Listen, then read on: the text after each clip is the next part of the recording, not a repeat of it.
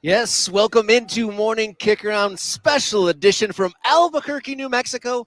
I'm Robert Kerr. He's Jason Davis. Hit subscribe as we get going. We're in for an incredible night in the cultural landscape of American soccer. A party and a game here. It is all those things. We've been to the tailgate. We're watching people trickle in. You can see it behind us. Actually, this is an incredible shot. Look at all the people coming in. Gates open. Gates are open here at Isotopes Park for New Mexico United against FC Tulsa. Obviously, it's a massive game in the Western Conference, the USL Championship. Excited to see what happens in the game. We're here also just to get the scene, like just to get this cultural event that is Meow Wolf Night. You can see Rob and I are both sporting brand new Meow Wolf kits, just dropped, just going on sale yesterday. Everybody's getting their hands on them. You're going to see them in the background here. Rob, I'm ready. This is great. Yeah, we've already had a really good weekend already. Last night, we went to the New Mexico United shop. It was the Meow Wolf release party. All the super supporters were out there. It was a black light party, kind of a retro theme. We got to see the shop, the supporters, have some dinner, and I couldn't say enough about the hospitality here. The club has treated us great. Everyone we've come across has been super friendly. Everyone's super excited to be here for the very special occasion for this club and, like we say, in the American soccer landscape. Yeah, look, what do we say on the show? We say American soccer is weird, and lots of people say American soccer is weird, and I don't like the judginess of that, but if people want to lean into how weird we say it is. We say it. Of course. And obviously affection. People here in Albuquerque, in New Mexico, for New Mexico United, but also for Meow Wolf Night, are like, yeah, we're weird. It's great. Let's be weird and love soccer. Yeah, I like the embrace. Let's lean into the weird and unlikely partnership that seems to work really well. Even speaking of weird, we pulled the tarp this morning. Isotopes Park, where we are for New Mexico United versus FC Tulsa. It is a baseball stadium on off days, and so it rained overnight, so they had to put the tarp over the infield. And Jason, he stayed clean, but I got out there with the crew to help fold up the tarp and get it off. I have an excuse. A hotel is a little bit of a distance from the stadium, and we were leaving the hotel this morning to come get set up, and we've got a lot of help. Shout out to Jonah behind the camera, by the way. We had a lot of help getting ready, but I'm an anxious guy. I want to make sure everything's clicking. I got dressed to be on the show today, and so I put on my very nice SB Dunk black yellow sneakers that I brought for the occasion. They fit the color scheme. They're pretty cool, I gotta say. And I wasn't gonna go out on the wet grass and pull a tarp in my kicks. What is that? That's crazy. Well, no one judged you vocally, at least. Maybe just me on the show right now. But they threaded us up. We saw the kits last night, and we were walking up to the show, setting up, and we were nice enough to get the 2025 edition of the Meow Wolf kit. What we need to know from the Morning Kick Around faithful, the people watching us, maybe it's the first time, thank you for checking us out. Yeah. By the way, share the link right now, because we're going to be live until 6:45 local time. Roughly. So check us out. But which kit is better? We need a quick poll right now. Which Meow Wolf kit, 2025, is a better kit? Because Rob chose the black kit.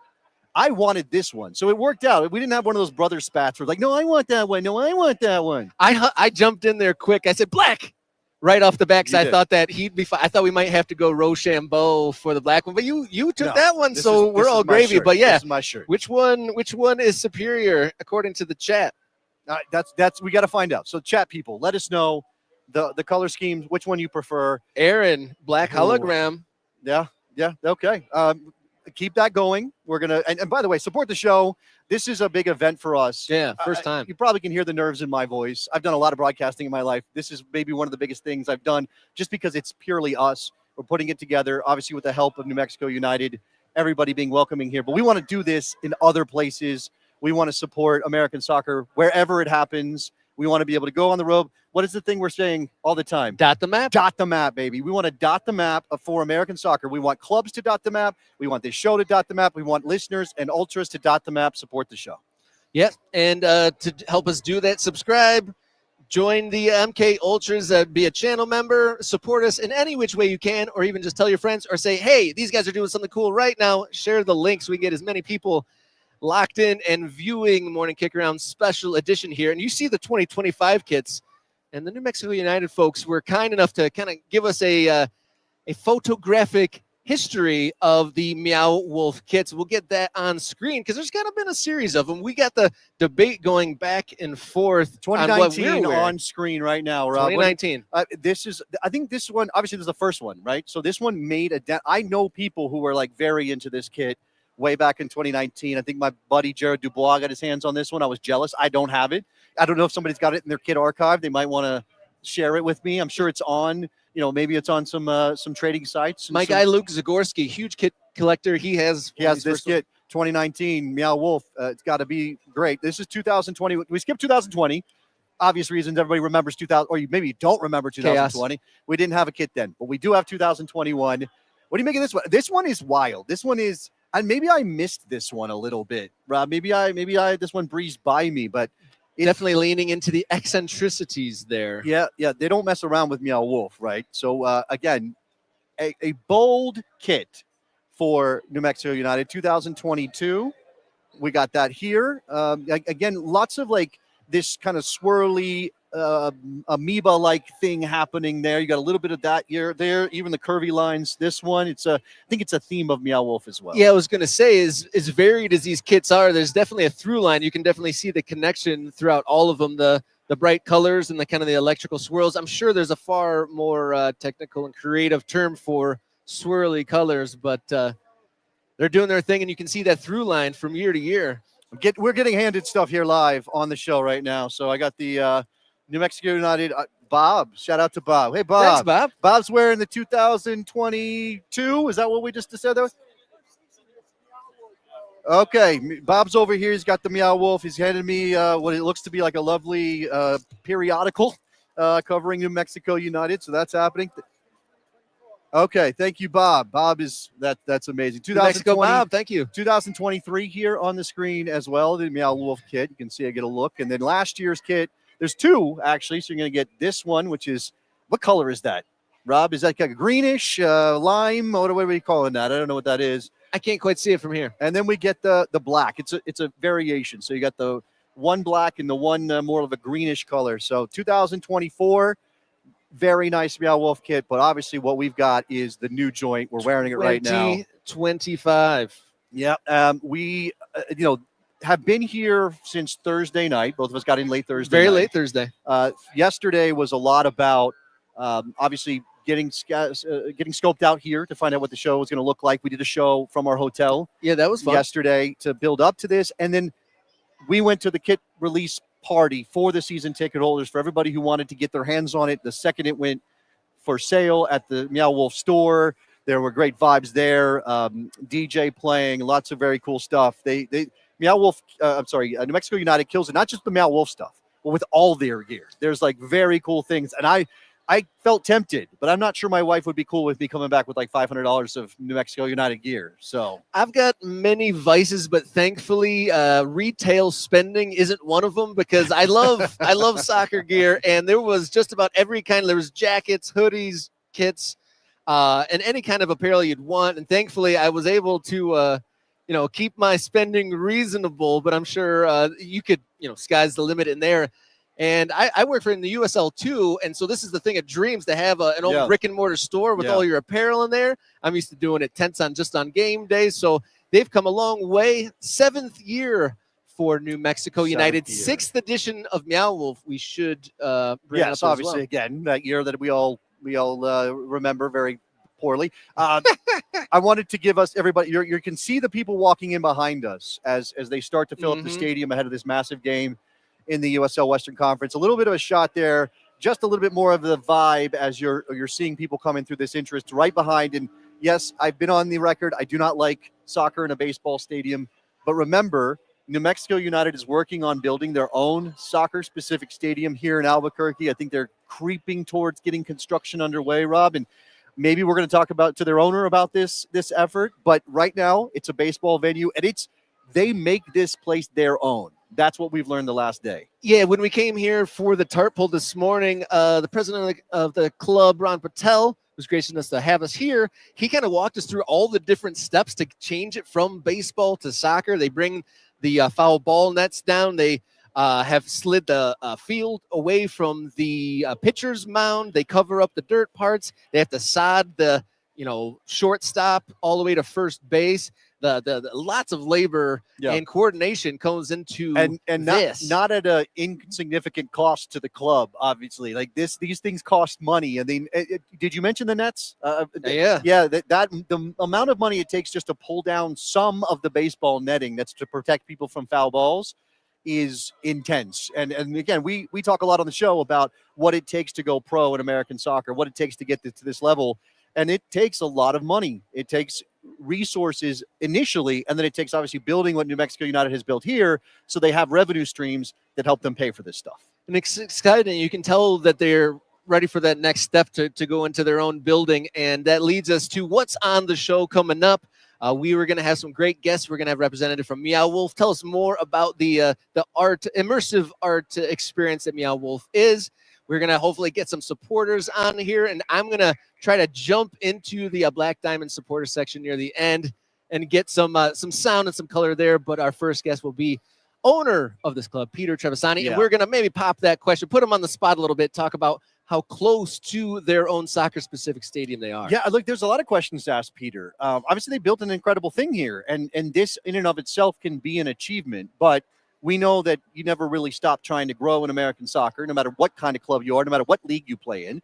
And USL has big dreams. They want to start a first division soccer league and have a pyramid and promotion relegation between their divisions. So where does New Mexico United fit into that future, Rob? I think that's a very interesting question to talk to Peter Trevisani about. Yeah, it's an exciting future if all the plans that are laid out onto the table come true. It's very exciting. I feel like quite a few people have asked us, like, what is your guys' take on USL? And mine is, if they're dotting the map like we want them to, they are, leading a charge to put said dots on the map. And if all the things that are, talked about in planning process come true, then I think we'd be happy campers. Yeah, I mean, there is always, I think, a measure of trepidation when you're kind of taking away a safety net. And that would be what promotion and relegation would be for some of these clubs, is a safety net, right? This is, again, why we talk about, MLS ownership and what does that involve, and why do people pay $1 billion essentially of money up front to get started in Major League Soccer? Well, there's no chance of relegation. If you put relegation on the table, what does it mean for club ownership? I think Peter Trevisani is approaching the stage, so we're gonna get ready for that. Oh yeah, I want to say one more thing. We were at the tailgate across the street just a minute ago, and we met Bruce the Goose, who gave us friendship bracelets. Got two of them. I got two. One last night, one today. I got doubled up by Bruce the Goose. Bruce the Goose. Can barely say. Bruce the Goose hooked us up, as has New Mexico United. As you can see here, people are here for a game and a party. And coming up next, the owner of it all, the man behind it all, Peter Trevisani, is going to join us in just a moment. Hang tight here on Morning Kick Around Special Edition.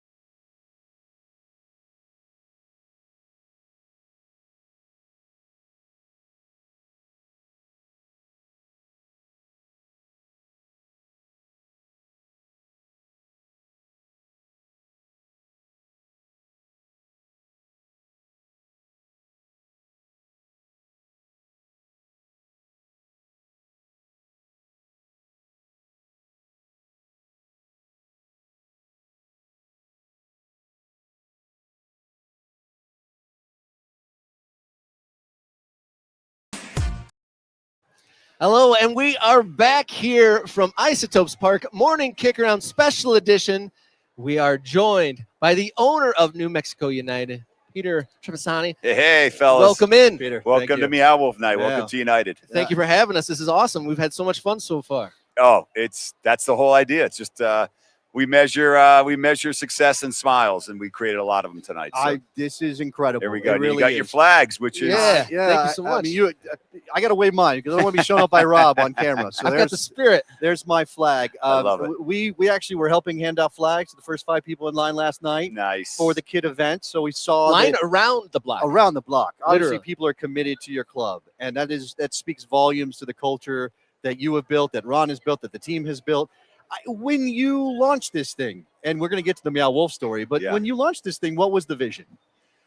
The vision was a lot of what you're seeing. I won't tell you I expected so many people to show up. That's been a really great surprise. But the vision was a team that was for everybody, that could, where everyone felt welcome, where we could just focus on the fact that we have a lot in common, not focus on our differences. And that's what I really love when I look around the stadium.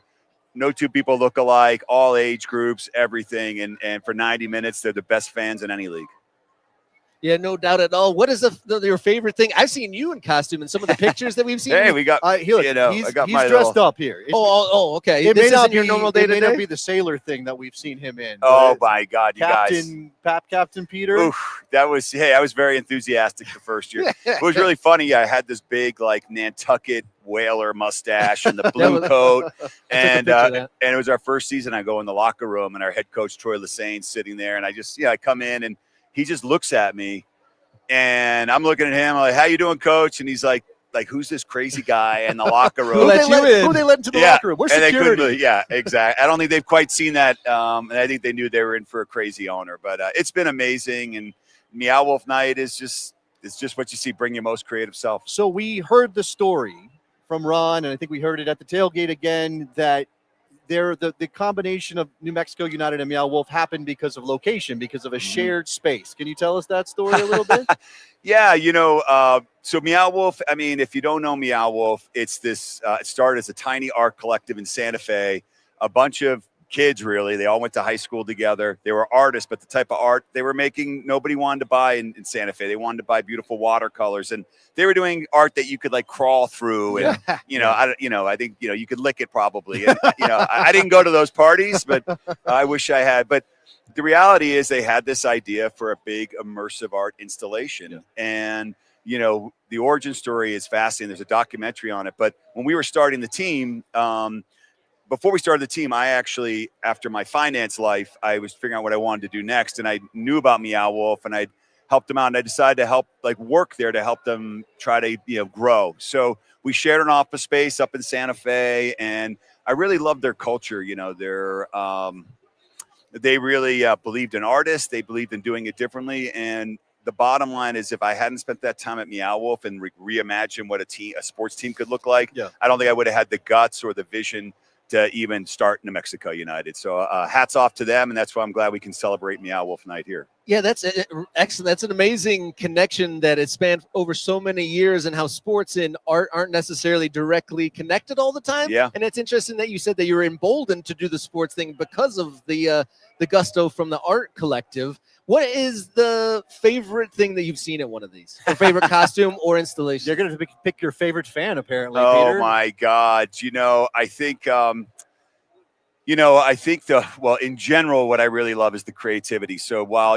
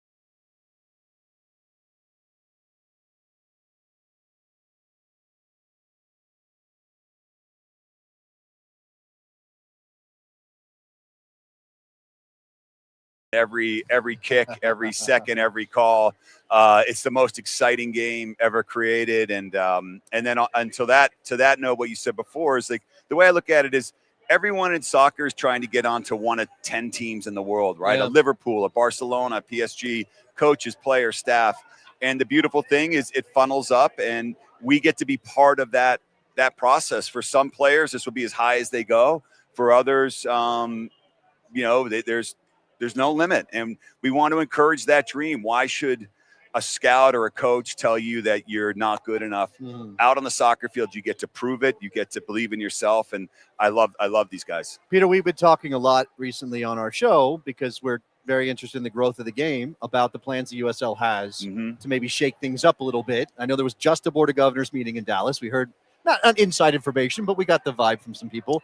And obviously the questions for New Mexico United are, is New Mexico United a first division USL club? Are you going to be competing at that level? And what does that plan mean for your team? Sure. It sounds like Ron leaked some information to you. So no, it's first of all, I'm really excited where the USL has come from and where it went. The first year, 2018 was the first year I went into an owners meeting, and the room has changed so much in a positive way.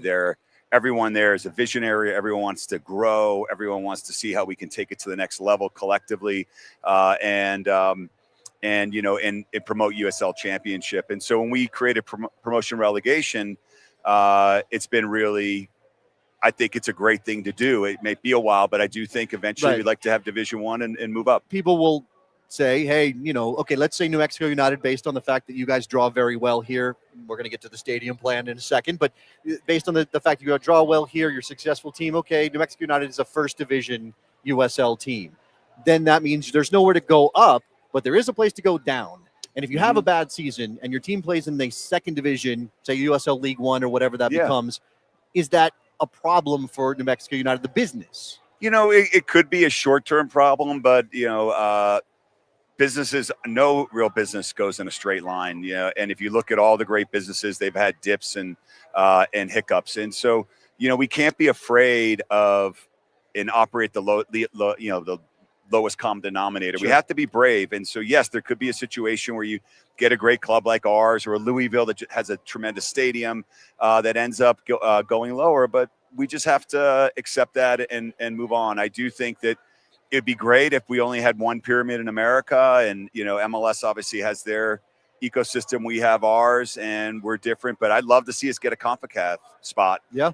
If you win Division I, I don't see any reason why we shouldn't have that, because I'd like our team to be able to play in the Club World Cup if we win enough games, to have that aspiration. And right now we're that's not really in the cards. You're blocked from that. You need to remove those barriers. That's right. Yeah, okay. That's right. We got to believe in the underdog. It's the most American thing we have.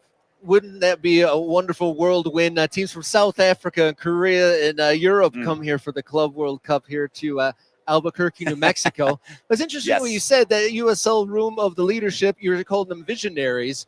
And so how did the pro rel conversation kind of like get brought up? Because it kind of seemed to went from Division I being approved to USL, shortly thereafter. Like, how did that all progress? I mean, it was pretty heated, and heated in a positive way, or just active? I think just there was active debate, and and I'll be honest, at first I wasn't voting in favor of it, and it wasn't because I don't like pro rel. I just felt like we needed to answer a lot of the other questions that came around it. But I think at the end of the day, as owners, we said, look, we're going to do it. It's a leap of faith. We don't have it all ironed out. Okay. We'll figure it out on the run. And we got to give this a try. And so I think it was the right thing to do. And I think the league is, looking at things. You might, see us, even exploring maybe some promotion before we have a full-blown pro rel. But those are conversations for later. And I'm excited to see how it pans out. Yeah, exciting teams in the future. Like, we've got asked quite a few times, both last night at the party and at the tailgate, like, what is our general thoughts of USL? And our take was, if everything they say is going to happen happens, it's fantastic. It's great. I mean, look, you're going to. So again, I'm not a soccer guy. Traditionally, played American football, and in 2018 I went to Cincinnati to watch a game because I wanted to understand the level. And just sitting there, I was like, okay, this is high-level soccer. Yeah, this isn't amateur, semi-pro, and that was really important to me because it's the product that we have on the field. We have a lot of guys out there that could be in the MLS today, but they're not because maybe they're international, maybe they're a little bit too old. They didn't fit a profile of a certain coach. And when it all comes together, we see a beautiful game, and that's why USL teams do beat MLS teams in the Open Cup. Sure. Not every time, but it happens enough where it's not a fluke. So let's talk about the future of your club. Okay. Beyond just pro-rel and all those things. Obviously, you want to build a stadium here in Albuquerque for your team. We know how much work goes into making Isotopes Park a proper home. We saw it. You saw the tarp pull. We can see, yes, we saw it multiple times. We can see how much work that is and how well done that process is. But it's still soccer in a baseball stadium. So what's happening with the stadium in Albuquerque for your team? So we're working on it. At first we had the city had floated the idea of them building a stadium, which this is a public park that we're in today. The city built it and they rent it to the Isotopes operated and can rent it to us. And that same idea got pitched because this has been so successful here, but it got shot down. It was COVID. And so instead of just, we heard no, and we said, let's go build a private stadium. So our ownership group has committed at least $30 million. We have a lease with the city to build a stadium at a place what's called Balloon Fiesta Park, just up the road from here. It's a 300-acre park, 12,000 parking spots. People are very proud of that. Everyone tells us about that. Oh, it's world class. It's the best Balloon Fiesta in the world, and it's such a point of pride. So we want to help activate the park every day. And, we have some neighbors that don't want to see it near their homes. We're actually a half mile from the closest house. And so we have to go through that process. And all I know is that we're one day closer. And as soon as all that gets exhausted and we have what's called a pad-ready site, we're going to take at least $30 million and build a stadium on top. All right. That sounds incredible. Yeah. Are you guys going to be back for opening day? Yes, of course. I can't imagine if not. you have us. It's done. It's booked. I do think that it is so, I've been covering American soccer for almost 20 years. I focused a lot on MLS in the beginning of my career. I did talk USL, and I've talked to Ron, who has some experience working at various levels of the game. And, it has been a slow process to get to a level of professionalization for teams that are not MLS. Yeah. But that speaks so much of the people who are involved, obviously the people who are behind it, helping to finance it. But there's probably nothing more symbolic to me than the growth of the game in this country than teams that are not MLS building their own soccer stadiums. Right. Because until you have roots in the ground, people can always say, I don't know if they're going to last. That's right. Well, I'm a Boston guy, and the New England Patriots started in Fenway Park, and no one really talks about that now. And so, I think the reality is that very few people have been to New Mexico, or they don't know anyone from New Mexico, and maybe they've seen Breaking Bad, or so they have some image of it that might not be super positive. But we talk about this team and this club and the way we conduct ourselves, bringing art and sport together. It's a way for us to export New Mexico to the rest of the world. Yeah. And when we have an international friendly with Sunderland, and now we have hundreds of fans from Sunderland that follow us and comment and congratulate us, that feels great. So, we're going to introduce ourselves one person at a time to the rest of the world and let them know that we've got something special here. From our short experience here, it definitely seems like a positive thing, and embracing all sorts of walks of life and all sorts of creative initiatives. It's really fantastic, and thank you so much for having us out here tonight. I love what you guys are doing. I know you know something about grassroots and building it up, and it's great to see your success. And I know the best is yet to come. Thank you for Peter. being here. Really Mexico United owner Somos Peter. unidos. Somos unidos, absolutely. All right, when we come back, Amy Ero from Meow Wolf is going to join us right here at the Morning Cake Round desk. Keep with us.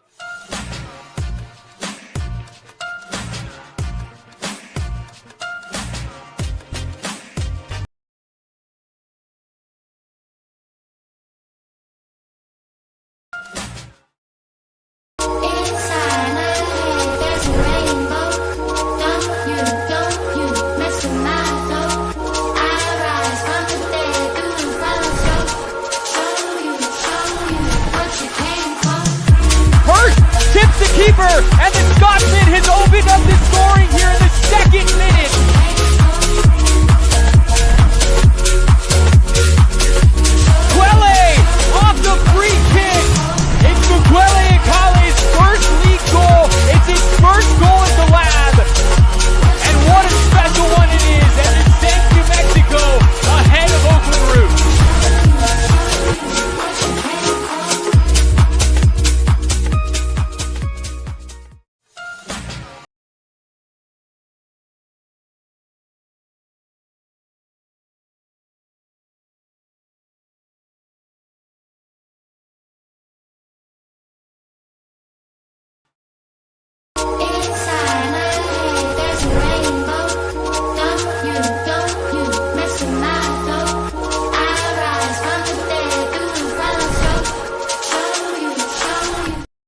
Welcome back in. This is Morning Kick Around Special Edition live on location from Isotopes Park. It's Meow Wolf Night here for New Mexico United.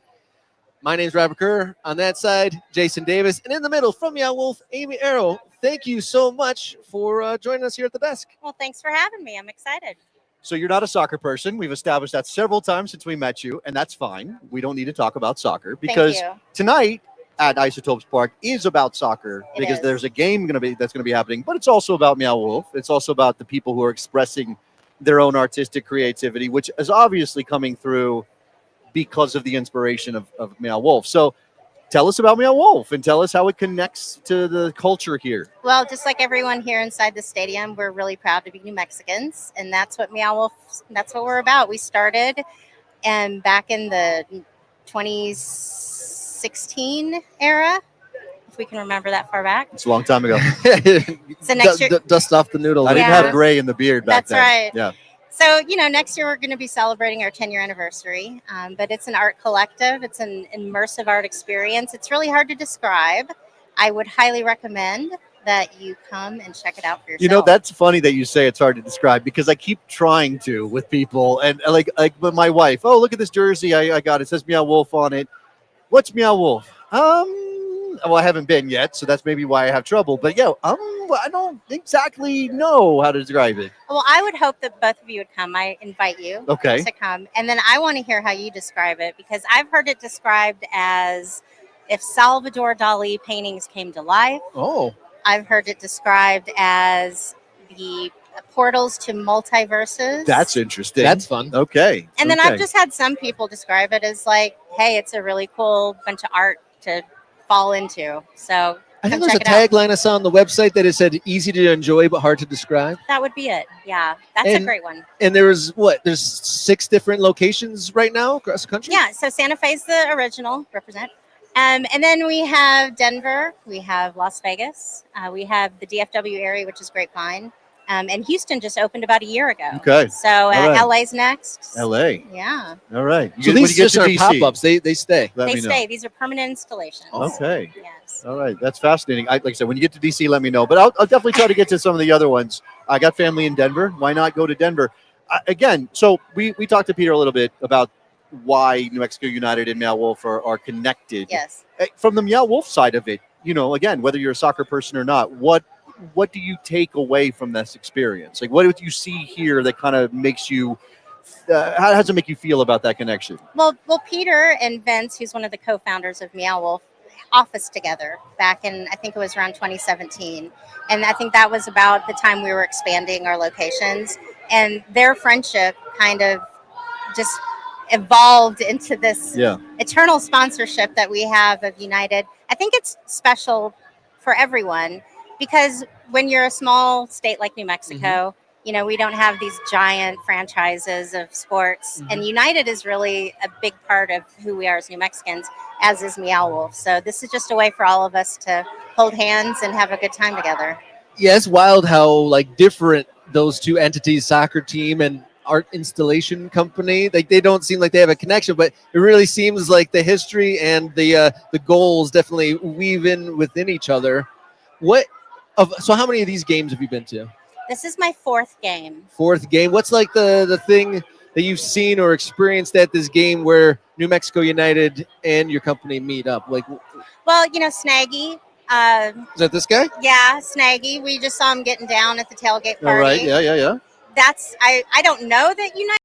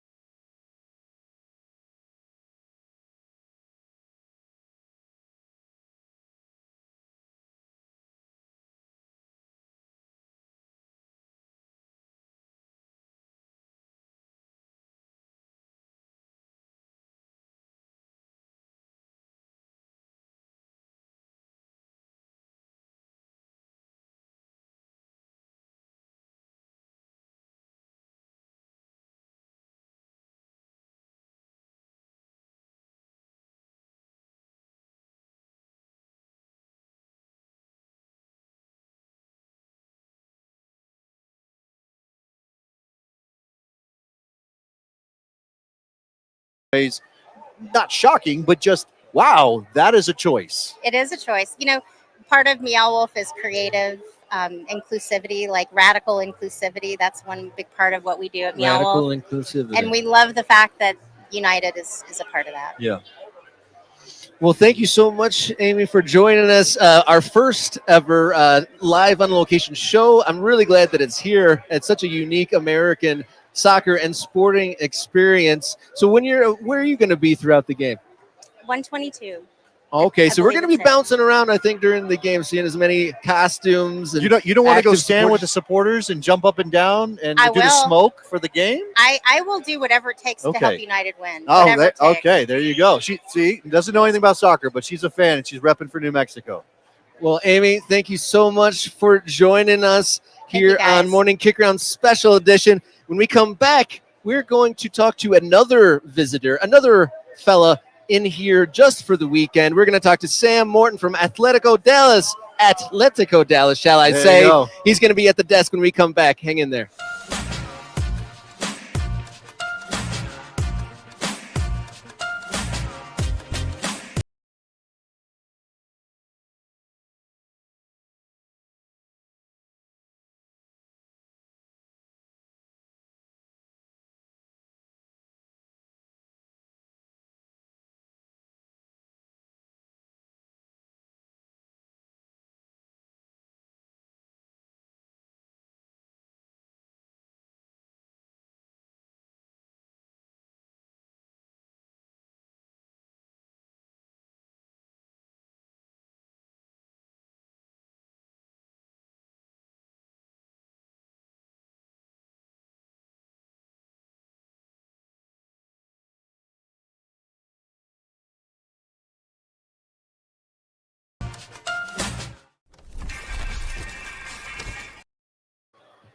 Welcome back in here for Morning Kickaround Special Edition. Not the morning at all. We're here on Saturday night for a party and a game. It is Meow Wolf. Sun's going down behind us. I mean, it's creeping into our shop, but that means the sun is shining on Sam. We're glowing. That's right. Look at that Glowing. glow. Look at that glow Glowing. above you, Sam. So Jason and I are joined by another visitor in town for just the weekend. Sam Morton, Atletico Dallas, joins us.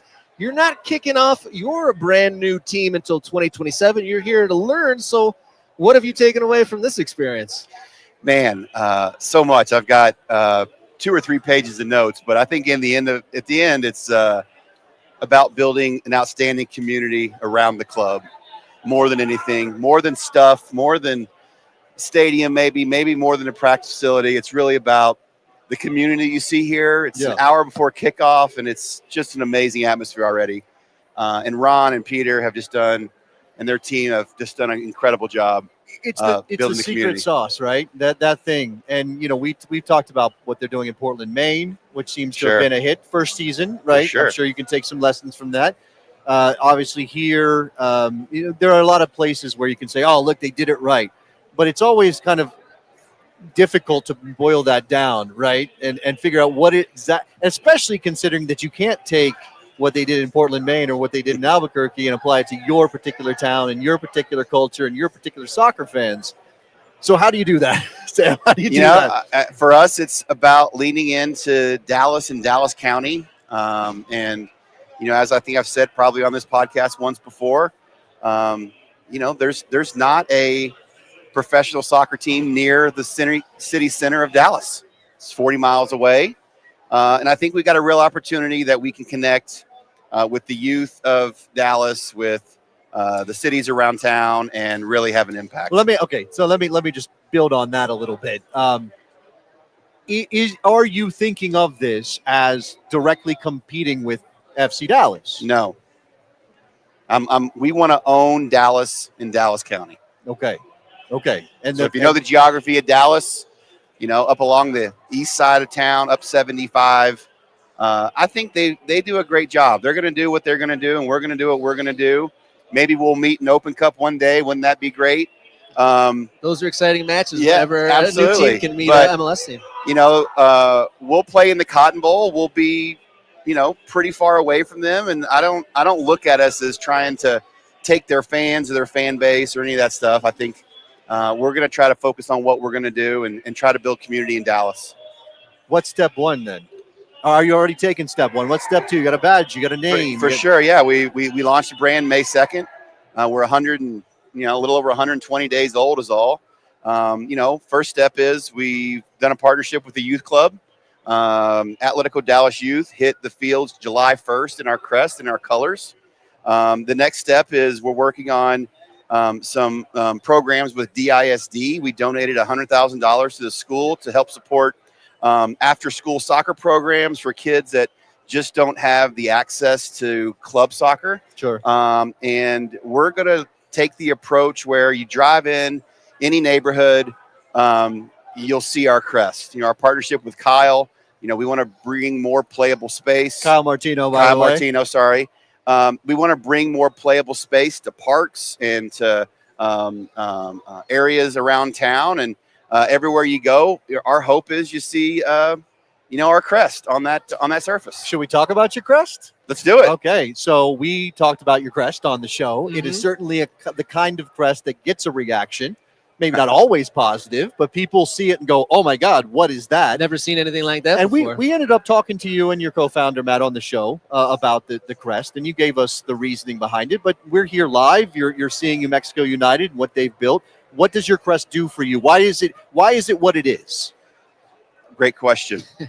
I think first and foremost, we wanted something that was unique to American soccer and American soccer crests. With that, we also wanted to develop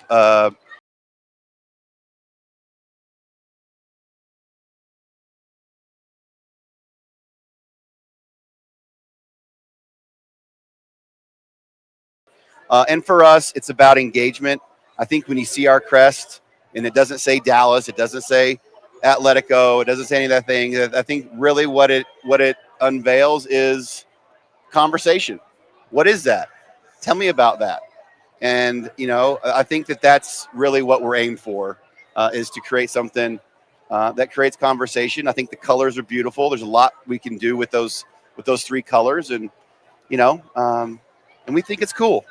That's the bottom line. You think it's cool. And look, we've said this, Rob, right? Like there is no way to thread the needle of perfection when it comes to this stuff. Soccer fans are difficult people, and because they're very judgmental, for sure, and they all come from their own particular culture. They bring that to the table. So how do you find a way to do something that is going to not alienate one particular group or another? Well,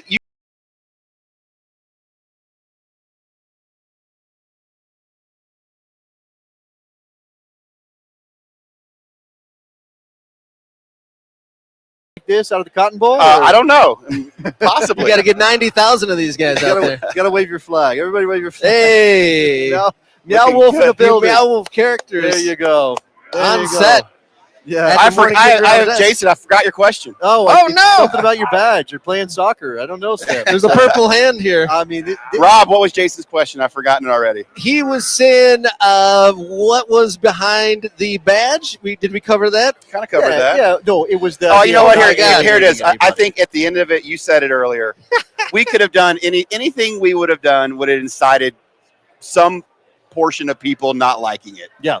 We could have been Dallas FC. We could have been Union Dallas. We could have been Dallas United. There's any number of things we could have done. Yeah. And if we'd have done those things, maybe people would have said, well, that's just like every other, thing out there. Or maybe, we weren't going to win. For us, it was about being unique. Matt and I are kind of classic soccer guys. So like the European crest, the Chelsea dragon, like those sorts of pieces. So, I think that's what we were leaning into, and that's kind of what we were going for. So we talked about the location and where you're moving in geographic wise. You talked about the addition of Carl Martino, the group, and the street soccer element and the badge. So you're making a lot of news, but you're also your home base that you've chosen, the Cotton Bowl, historic cavernous location. Tell us about that. Cavernous is a word. It is a word. Can we spell it? Yeah, sometimes. Let's see. Depends how early in the day. We want you to explain why the Cotton Bowl will be a great home for your club. A couple of reasons. I think that the timing is really good. I think the city of Dallas is really motivated to revamp and ignite Fair Park. That's first and foremost, and I think we can be at the center of that. And as you guys know, in anything, having good partners at the city is critical to anything that we're going to do. Yep. So, I think we can play a hand in that, and I do think that there is a lot of things we can do at the stadium to make it feel less cavernous, whether it's obviously just pinching people down, covering up seats, only opening up and diagramming out 12, 13, 14,000 seats. We can bring in some temporary seats, hopefully behind the goals. So I think that there's a path to make it feel a little bit more like a not a big giant bowl. And we want to be a part of making that area interesting and compelling to go to. I've said it all along. When I was a kid, when my dad would take me to the Cotton Bowl or take me to the Fair Park, or I'd go to the State Fair, it was magical. I loved it. And, I think that we can play a part in giving those families and those kids that same feeling I had when I was a kid. It's obviously ambitious, but this is what we talked about with Peter, just the idea that we need to start putting clubs in place run by soccer people, run by people who know what they want, and obviously what we talk about all the time, dotting the map. And we're a massive country, and there's absolutely no reason why your club can't be successful, even if there is another club down there, regardless of what the level they are. Absolutely. And it's, the question then brings, are people here because the level of soccer, or are they here because it's awesome? Like, it's cool. It's a community. They feel a part of something. And, the soccer's obviously good, but making it about being a part of something is way more important, I feel. And if we can hit that on the head, then we'll have done our jobs. But I mean, look, okay, so we didn't talk to Peter about this too much. We did ask him about, putting a winner on the field, and obviously with USL and the plans to bring in promotion and relegation, it's going to be a question every club owner is going to be asked. Like, what happens if you go down? If you are in a division where you can go down, obviously that you could be in the bottom division, but how do you build a winner, Sam? Like, how do you put together a team that's going to be able to compete in your first year, your second year, your third year, especially when Pro Rel might come in while you're still figuring it out? Yeah, look, I'm not going to sit here and talk a lot about the soccer side of things. Brian Corcoran and Matt Valentine are going to take care of most of that part of our business. I'm going to focus more on, creating the brand, creating the experience for fans, the revenue we need to keep the lights on. But look, there's plenty of great players. Sam, you're going to get interrupted again. I'm sorry. It's okay. I love it. The march of the supporters is happening behind us as they make their way over. But again, I said it again. This is what it's about. It's incredible. I mean, to see all these people marching to the match, dressed up, it's really incredible. It's inspiring. Hey. We got bananas and pizza, and Bruce the Goose passed by. It's really inspiring. You saw some Hamburglar? Yeah, there's a couple of Hamburglers out there. You may not be shooting for costumes at your stadium, but you are shooting for that supporters culture, I imagine. 100%. 100%. That's the lifeblood of any club, right, is to have a proper and loud and engaged supporter section. Well, what's next? What's the very next thing you do?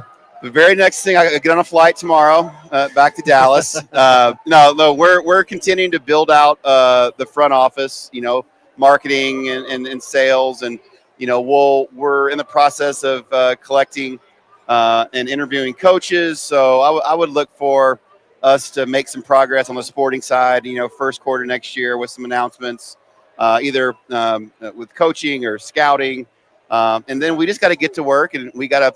We got to sell tickets. We got to sell sponsorships. We got to create the brand. We got to engage with the community. And what I say all the time to my folks, it's hand-to-hand combat. It's one-on-one. It's like Peter when he got off stage here.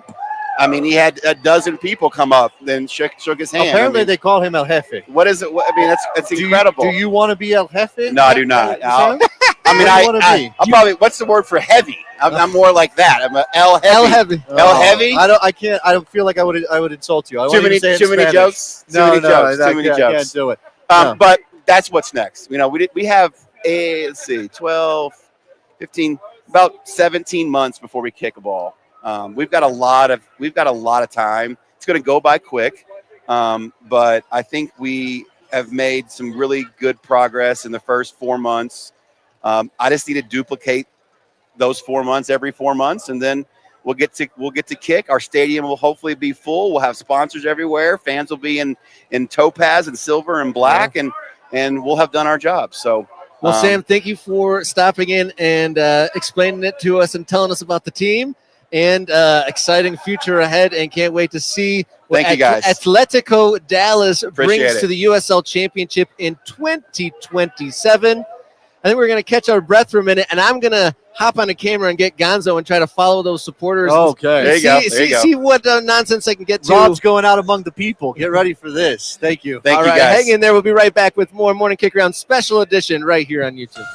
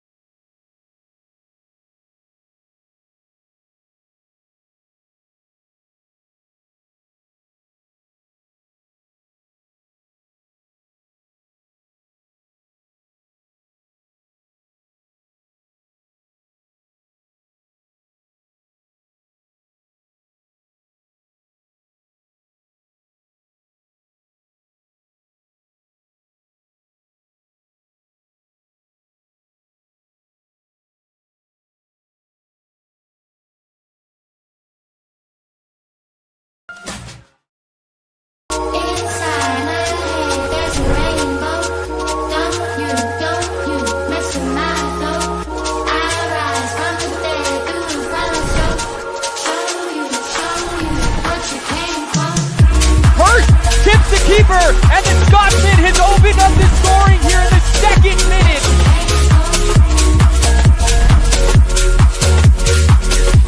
Quelle off the free kick.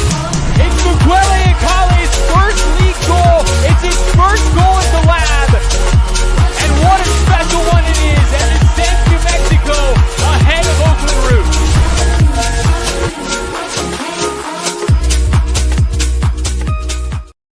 All right, we're back at Isotopes Park, New Mexico United Meow Wolf Night. It is wild here. You saw the march of the supporters just a couple minutes ago as we were talking to Sam Morton, who is the co-founder of Atletico Dallas, the brand new team in Dallas County, set to play in the Cotton Bowl in a year and a half or so. You can see on screen now, our internet, our connection's not doing great, but Rob Kerr is trying to make his way through the stadium to check on some of the scenes here, I guess is what I'm trying to say, at Meow Wolf Night at Isotopes Park. I'm not sure if Rob can hear me or if any of this is working the way that we hoped it would. Rob, come in. Can you hear me, Rob? I don't hear Rob. All right. Well, maybe we need to see if he can find a way to get this connection slightly better. You can see that he's working through the concourse right now. I think maybe there are just too many people in the building, and his cell phone signal is letting him down. At some point, Rob will make it back, and we'll have him back on the show. Obviously, big game tonight. We haven't touched on the game too much because there's so much going on. We've obviously had the owner of New Mexico United. We had the creative director, marketing director from Meow Wolf on the show as well. We just talked to Sam Morton, of course, and now we are getting closer to kickoff. The fans are filing in. You can see behind me. The sun is not doing us any favors, but you can see behind me people still coming in the building, and that's why we wanted to see if we could maybe get some of these scenes. It's a little blurry. Rob, I don't know if he's there. I don't know if we've got audio from Rob. Maybe he's not hitting the right buttons. Okay, Rob is muted, I'm being told. Let me unmute Rob's mic, or maybe I can't do that. Maybe Rob needs to unmute himself, but he's. I'm not sure he can hear me. So, you try stuff when you're live. That's what this is, and this is the first one. By the way, since I'm here and I have a couple minutes, let's give a shout out to everybody who's been in the chat. We haven't been able to interact with the chat, but I see a bunch of people in there who are responding to some of the things we talked about. Spencer talking about more playable space, which came up, I think, earlier in the show when we were talking to Sam Morton, when we were talking to some of this stuff.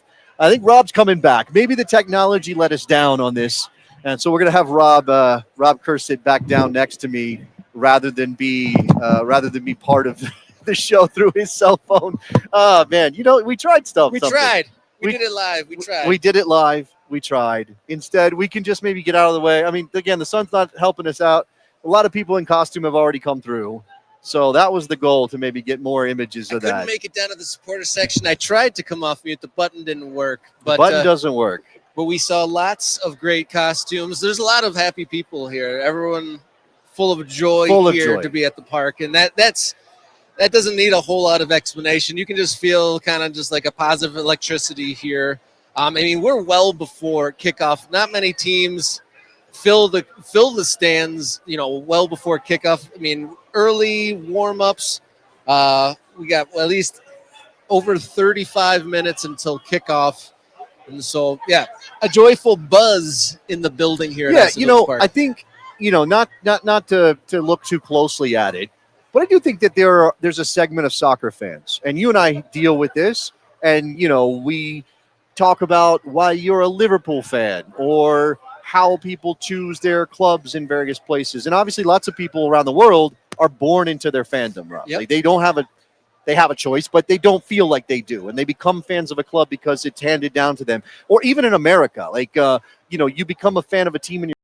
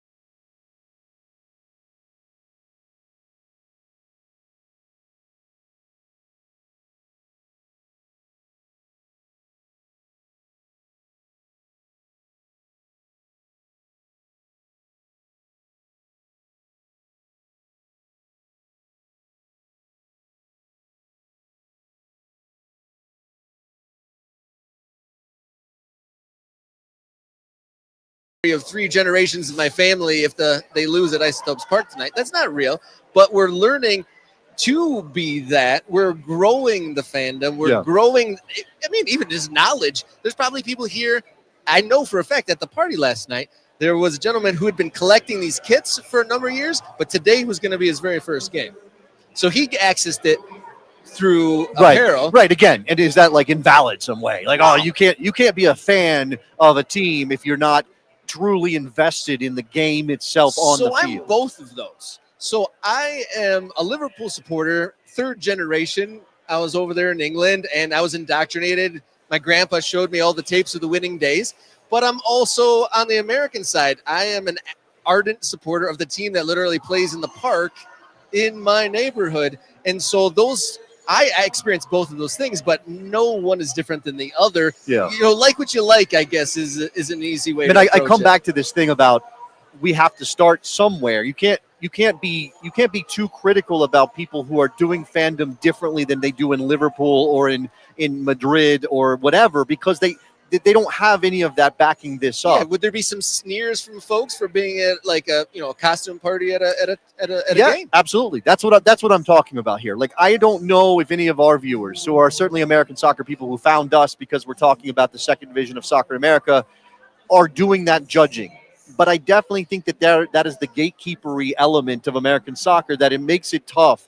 And maybe I'm just in a live and let live section of my life. Maybe I've come to that because there was a time in my life where if you said, yeah, I'm a Bulls fan. And I said, oh yeah, you ever been to Chicago? No. Well, then you can't be a Bulls fan. Like, what the hell are you talking about? But of course, I loved Michael Jordan as a kid. I grew up in Phoenix and I love Michael Jordan and now I'm a Bulls fan.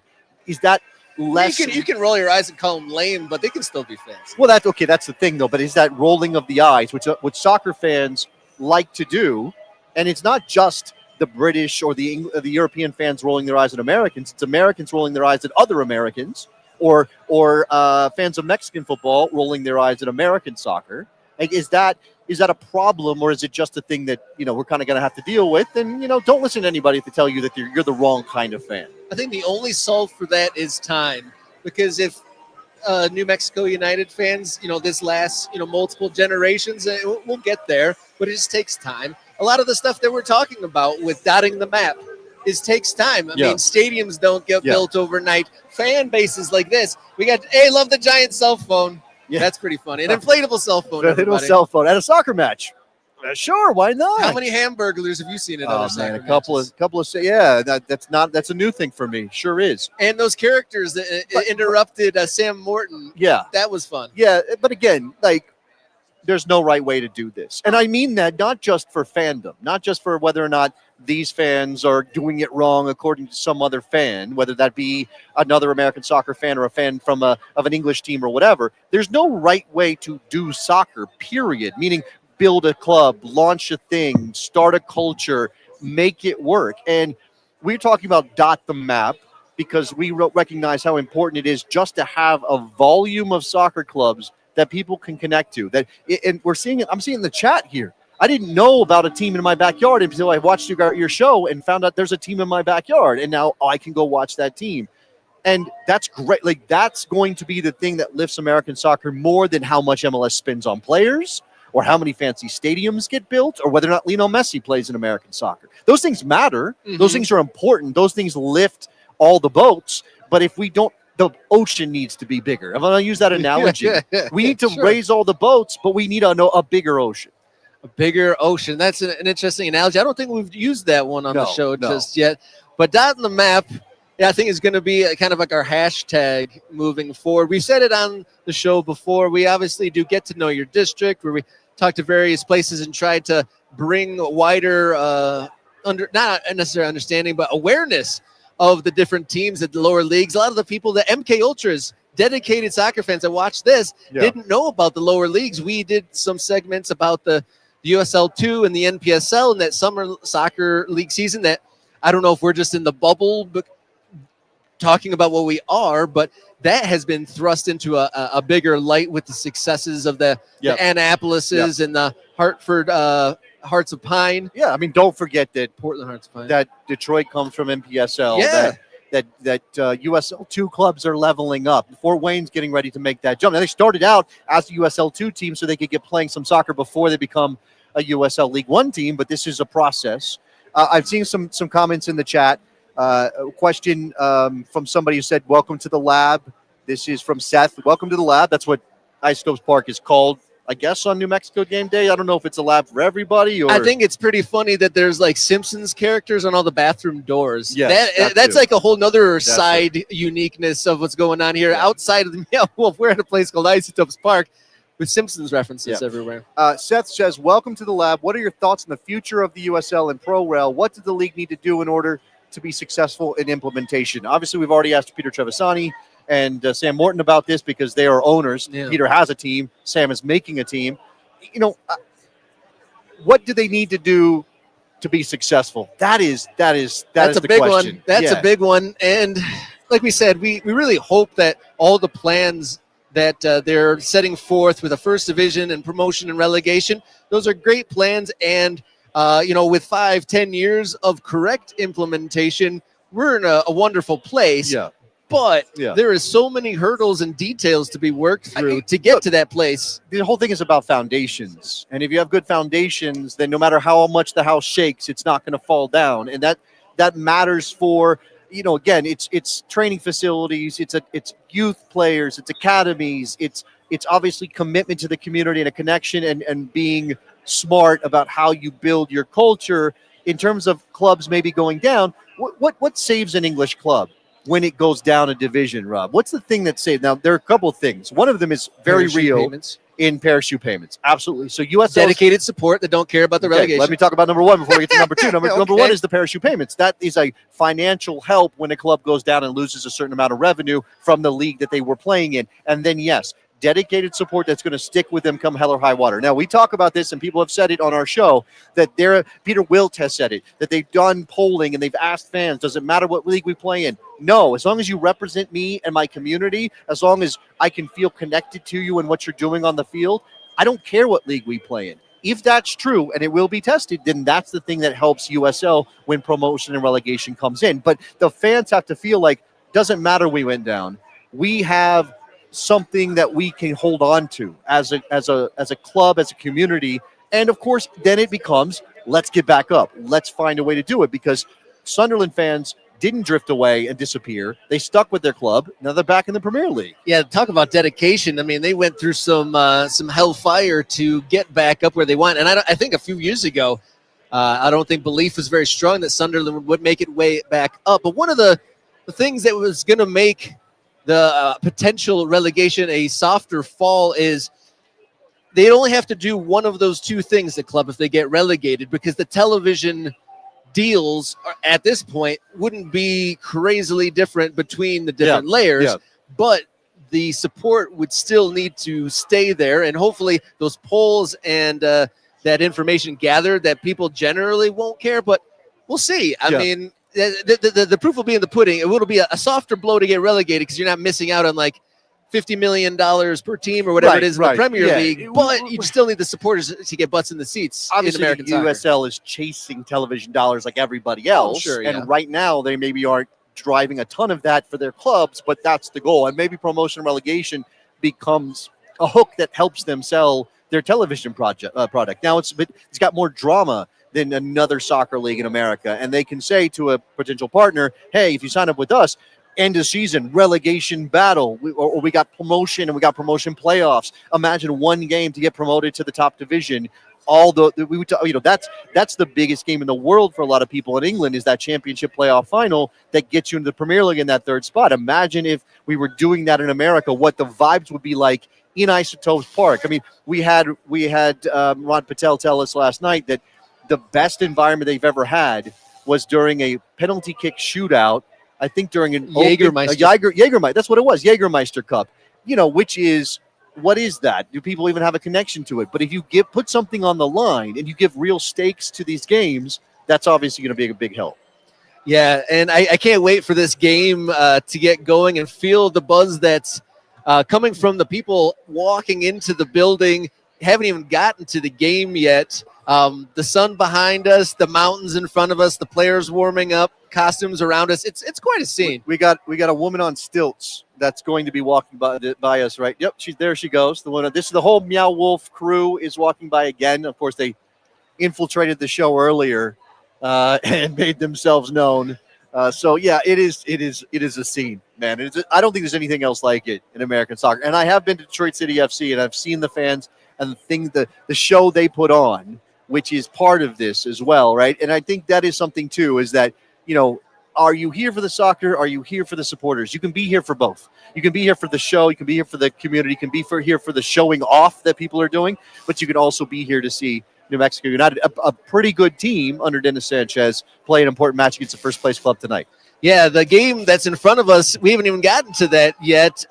New Mexico United hot from 2 big wins after having kind of a rough 7 or 8 game stretch, winless. And Wednesday night, supporters were richly rewarded for coming out midweek. A 4-0 win over my local side, Detroit City FC, or one of my local sides, La Rouge, on the battering end of a 4-0 loss. And then I think last weekend away in San Antonio, 1-0 win. Yep. And I think that was the first time New Mexico had a back-to-back winning situation since May, since the beginning of the season. Been a while. So maybe the first half of the summer, a little thin on the dubs here in New Mexico, but I spoke with Chris from Black Diamonds at the tailgate earlier today, and he was feeling pretty excited. I think that game on Wednesday really motivated him, and he was predicting some goals. Shout out to the Black Diamonds and then all the other supporters groups. I was hoping to make my way with my remote camera setup and get in the the group with the supporters. The technology didn't quite work out, but shout out to all the super supporters doing their thing. I'll come say hi and slap some fives. Look, we're wrapping this thing up. Last couple minutes of the show. I think it's gone just about as well as we could have hoped for. Thank you to Peter Trevisani. Thank you to Amy Ero. Thank you to Sam Morton. Look, this is where we're going to ask you guys to help support the show, right? You can that takes many forms. Yeah, you can support the show. First of all, if you haven't subscribed, what are you doing? Go ahead and subscribe. That costs you nothing. Just push that button. Share the show. Let people know that we did this. Hey, how cool was it that Morning Kick Around was live at Meow Wolf Night at Isotopes Park ahead of this game with the vibes, with the community. Look, I want to be able to profile every club in America like this. Yeah. Right? To get their owner on the show to talk about in their home building, to see their supporters. You know, you can watch a game on television. You might see a shots to the supporter section, but I don't think you really get what that is until you are in the building, or you get something like this where, look, we're not broadcasting the game. We're not, our focus is off the field right now. And while we care about the sport, and I'm going to look forward to a very exciting match tonight, this is an opportunity to profile the club maybe in a way that they haven't been shown before outside of a bubble of New Mexico United supporters. So share what we're doing. So maybe we can do this somewhere else. I mean, we've had people say, go to Portland. We've had Fort Wayne. We've had people say, Dallas. Eventually Dallas when they have a team and they got that up and running. But yeah, we want to be able to do this. Now, that can only happen if the channel grows. Yeah. And the channel grows by subscriptions. Obviously, members help us out a lot. It's only a couple bucks a month. We posted a lot of behind-the-scenes stuff while we were here in Albuquerque. I think the members of the MK Ultras, shout out to all the Ultras that are watching here or in the Discord chat.